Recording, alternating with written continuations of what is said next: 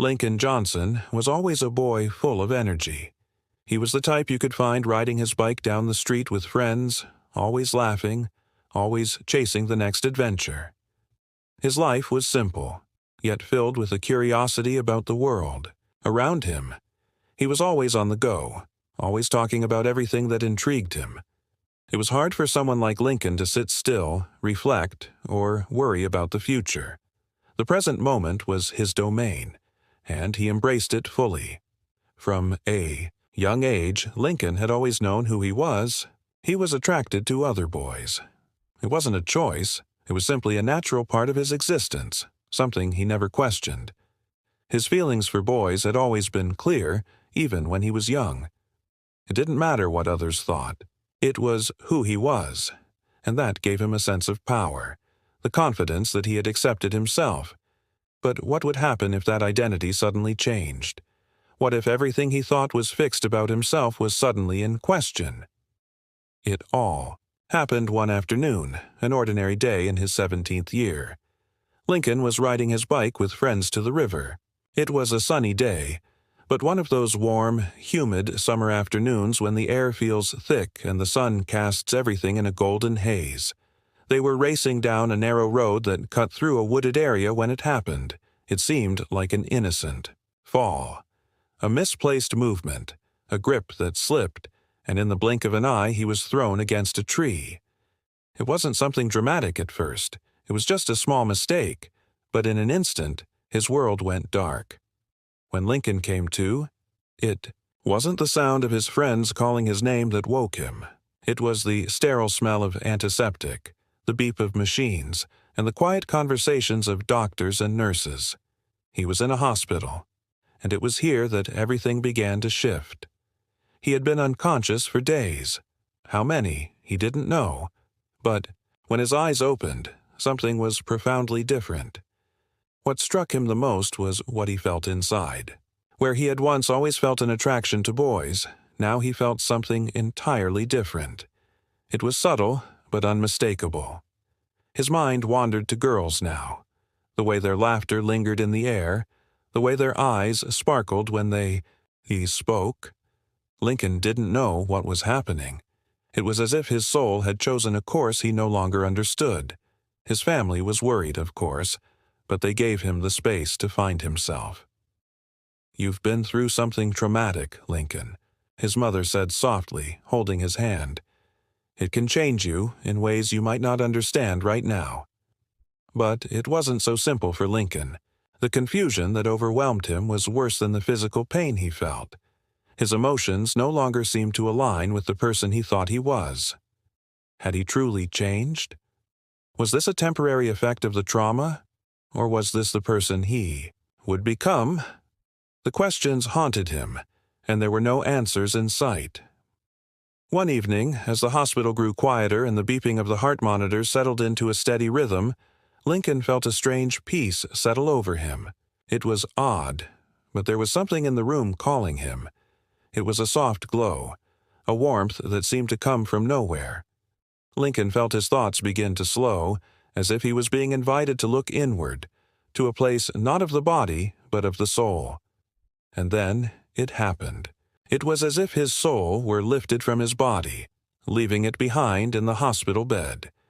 He found himself in a space that had no boundaries, an infinite space that was both dark and light, a place that felt both empty and full. It wasn't exactly heaven, nor was it anything else he could pinpoint. It was something in between, something he couldn't describe but still understood. In that space, he felt a presence. It wasn't a physical form, but rather an energy. Warm, friendly, full of understanding. Lincoln knew he wasn't alone. And then, suddenly, he heard a voice. Not loud, but soft and calm, as if it spoke directly to his soul.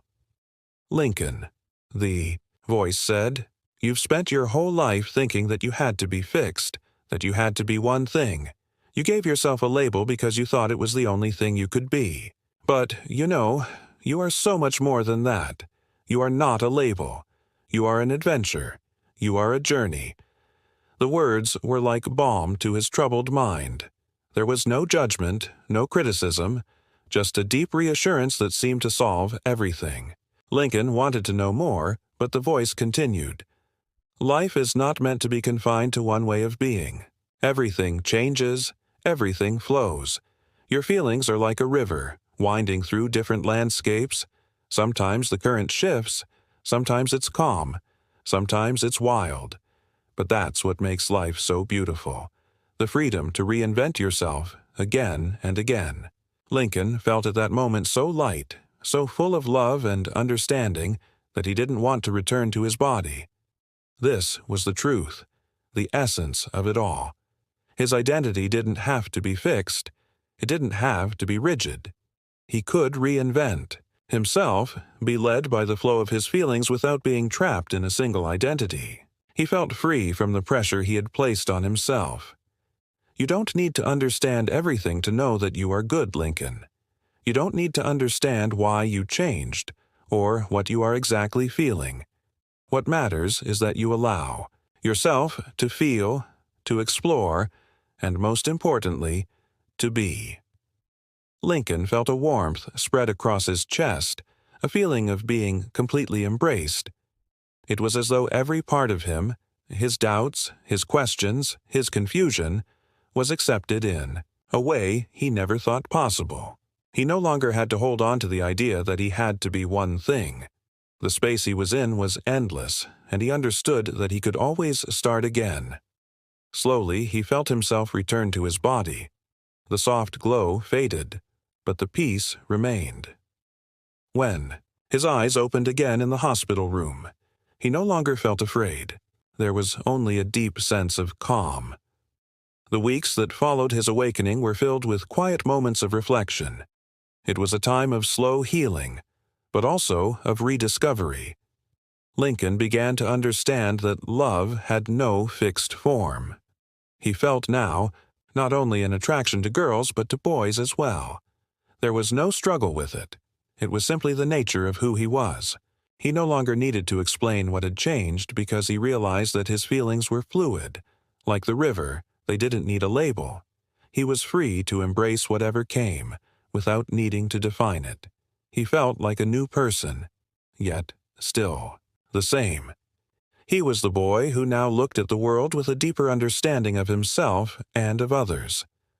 The freedom he had found was not just in his heart, but in his mind as well. He looked at people differently, at relationships differently. What Lincoln understood now was that love had no boundaries, no conditions.